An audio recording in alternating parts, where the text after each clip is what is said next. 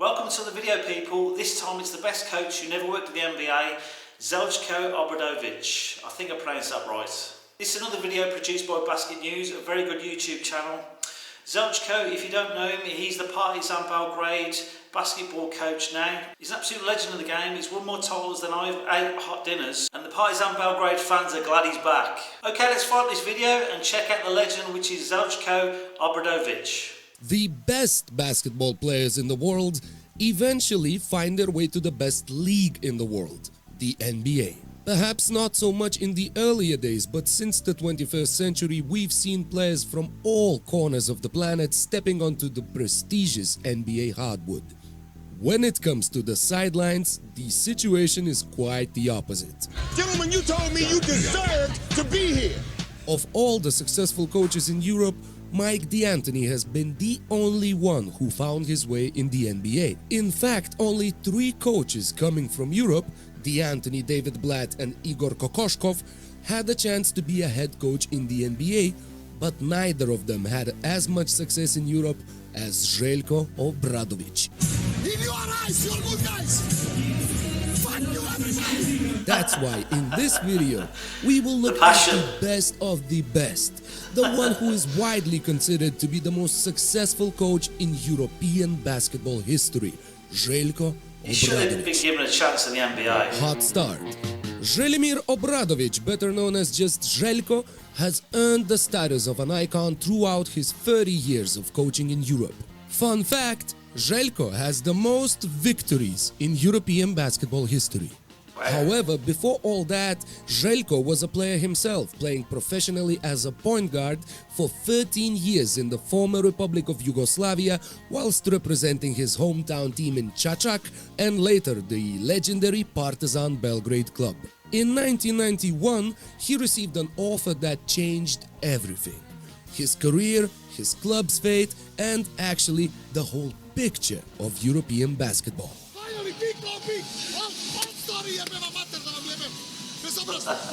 Obradovic had just begun a training camp with unified Yugoslavia's national basketball team in preparation for Eurobasket 1991, and Dragan Kicanovic, the former best player in Yugoslavia and then vice president of Partizan, came to the practice and gave 31-year-old Zeljko the offer to retire as a player and become Partizan's head coach. People from my club, Partizan, they came and they offered me to be coach, and I pleased them to give me an opportunity to play this championship, but they said, no, you take the team now or you will find another coach. Obradovic was convinced to take over the team, missing the opportunity to be the captain for the later victorious Yugoslavian squad in Eurobasket 1991.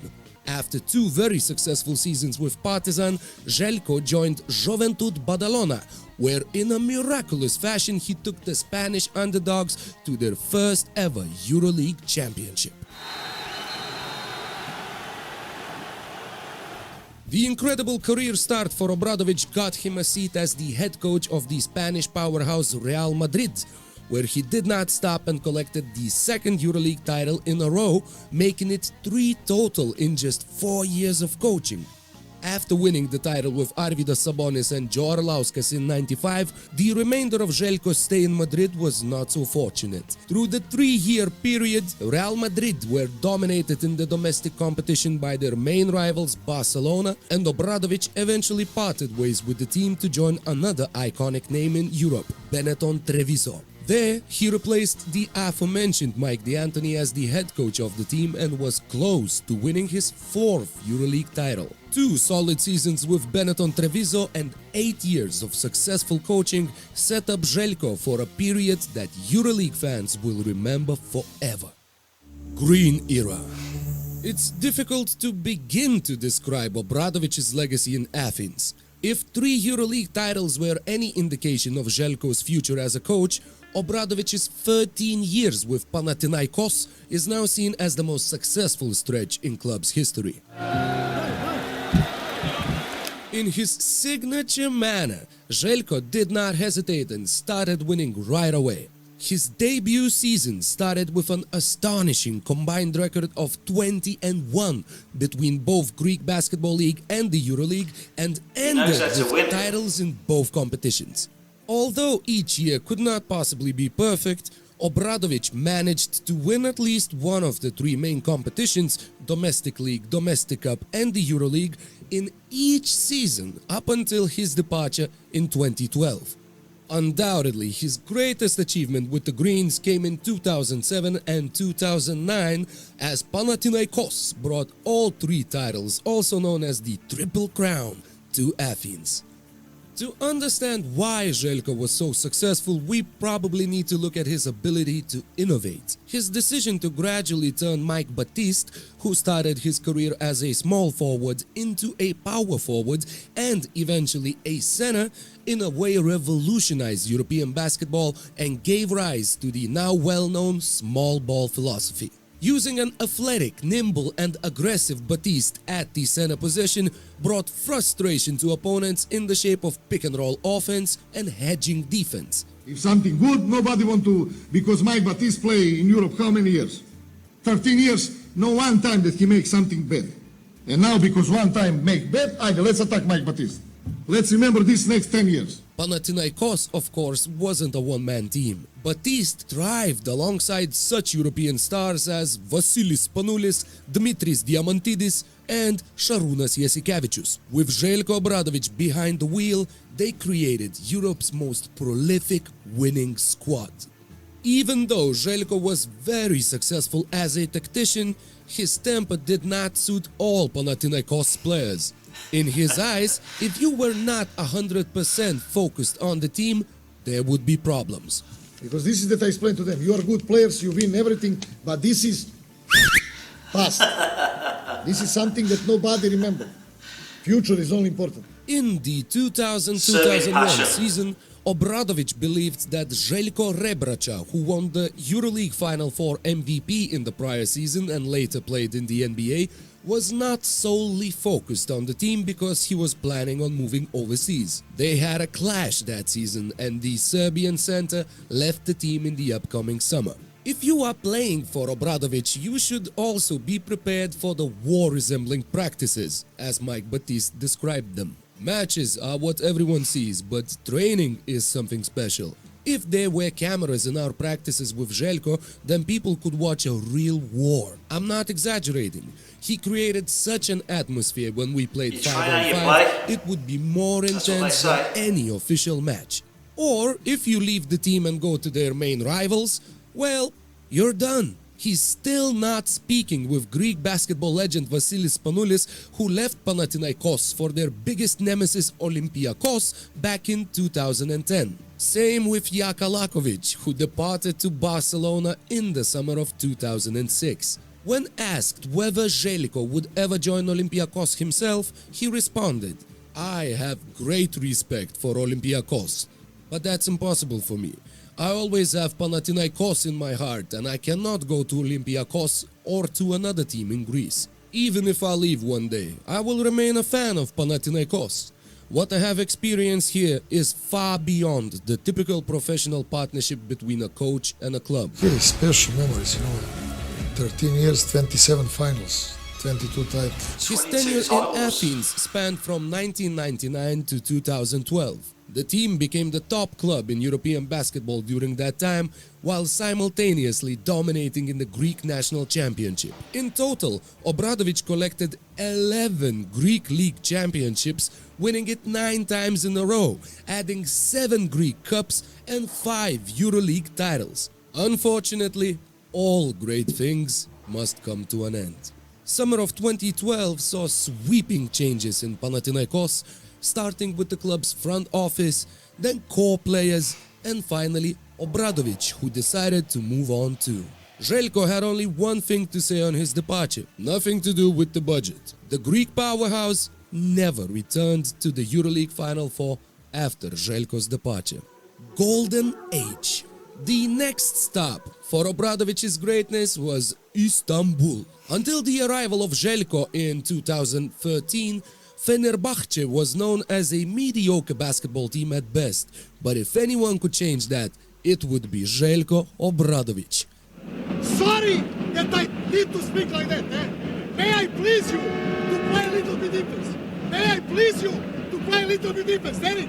After improving the roster with players like Bogdan Bogdanovic or Nemanja Bjelica, he began his quest to conquer the European basketball world. Contrary to Obradovic's previous debuts, his first season with Fenerbahce didn't start that well. Zeljko managed to win the Turkish league, but fell short in the Turkish Cup and didn't reach the EuroLeague playoffs. Of course, it wasn't too long until Zeljko started to turn things around, reaching the EuroLeague final in 2016 and finally winning the title in 2017 with the help of the players like Bogdan Bogdanovic, Jan Veseli, Ekpe Judo and Kostas Lukas. Bogdan Bogdanovic described Zeljko as being on a different level. He's totally different guy. He's not so nervous. He can speak about many teams outside of the court. Zeljko even convinced him to delay his move to the NBA and kept him for one more year in order to send him there as a EuroLeague champion. The same happened with Jan Veseli and Nicolomelli, who rejected the offers from the NBA at that time because of Obradovic. Although his demeanor was difficult, most players loved playing for him and were vocal about it. Just watch this video. Okay, what do you want, Costa? Now you ask me what to play, huh? So all the life, you wait for me. Okay, all the life, any one of you. Serbian passion. Not that you get from Say it it. before I say it again. Okay.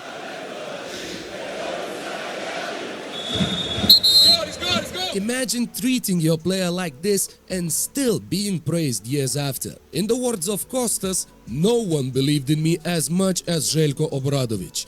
I've never been like a coach's kid. I can't say that we have an unusual relationship off the court. I learned a lot from this partnership. After the revival of the club and a very successful 7-year stretch winning the EuroLeague title, 4 Turkish League and 3 Turkish Cup titles, Obradovic decided to take a break from coaching for 1 year. Maybe it was a break to prepare himself for the NBA? NBA Mafia. So why, despite his insane success in Europe, Zeljko never coached in the NBA? Well, the answer is a little complicated. As mentioned before, Obradovic's fame was caused not only by his incredible achievements, but his crazy emotions on the court too. Could you imagine this in the NBA? Good guys, you are good guys. In your eyes, you are good guys. Fuck you, everybody. Fuck you, okay? You want me to repeat million times? Fuck you, Gigi Dotome. Okay? Shame on you. Another example could be Zeljko's willingness to publicly criticize players. You guys have an amazing depth in the bench and that you trust each other. How do you feel hearing that from your players? Yeah, it will be very nice if Costa start to play hard defense tomorrow, talking about pick and roll. This is first thing, but okay, yes. After his first successful stint with the Yugoslavia national team, winning a silver medal at the 1996 Summer Olympics, the gold medals at the 1997 Eurobasket and 1998 FIBA World Championship, Obradovic failed to meet high expectations with the Serbia and Montenegro national team in Eurobasket 2005. Well, Zeljko had a reason, giving an epic conference where he revealed that the players were drinking and partying too much while being too selfish on the court. Zbog čega nema šansi? Zašto nemaju koncentraciju? Zbog čega nemaju koncentraciju? Zbog ega njihovog. Zbog ega. Možda pričamo o taktici 7 dana. Kakva taktika? Kakva taktika? Ja mogu kažem sebe, trener sam koji imam nešto iza sebe. Pitao sam njih šta oni imaju. Šta oni imaju, sem par pojedinaca u reprezentaciji. Šta imaju oni? Šta su radili u životu? Zbog čega smo izgubili utakmicu protiv Grčke u pripremnom periodu 19 razlike?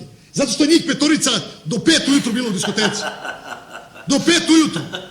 Ali nemaju onu stvar da izađu da kažu, kad sam pitao na sastanku, ja sam bio. Nemaju. Nemaju ni ponos. Nemaju, neće kažu ja sam bio. A onda ja razmišljam, čekaj, što su me Grci dobili 19 razlike? U mojoj sali od 10.000 ljudi, 7.000 ljudi navijači Panathinaikosa. I ja se brukam. We could presume that NBA players would not be too happy with their coach being that open with the media. Zeljko revealed that he never had any serious offers from the NBA. He's good friends with the former GM of the Detroit Pistons, Joe Dumars, but even with him, they never talked about the possibility of going to the NBA. Obradovic argued Criminal, that really? the NBA doesn't So, like coaches should give from him a Europe. chance. In one interview, he even went further and called the league a mafia that doesn't allow its coaches to work. Nessun allenatore europeo, perché? Perché lì è mafia, non lasciano allenatori europei di lavorare. As of now, Zeljko Obradovic has returned where it all started and is coaching Partizan, aiming to bring the young squad to Eurocup finals and claim a spot in the 2022-23 Euroleague season. Time will tell if the legendary coach can make a comeback to the premier European competition, but there is no doubt that Zeljko is one of the best, or maybe the best coach who never worked in the NBA. The man's a legend. I know he hasn't worked in the NBA, but the Partizan Belgrade fans, they do not care. All Partizan Belgrade fans are glad the main man is back. Okay, if you like this content, don't forget to hit the like button, and I'll see you guys in the next one. Laters.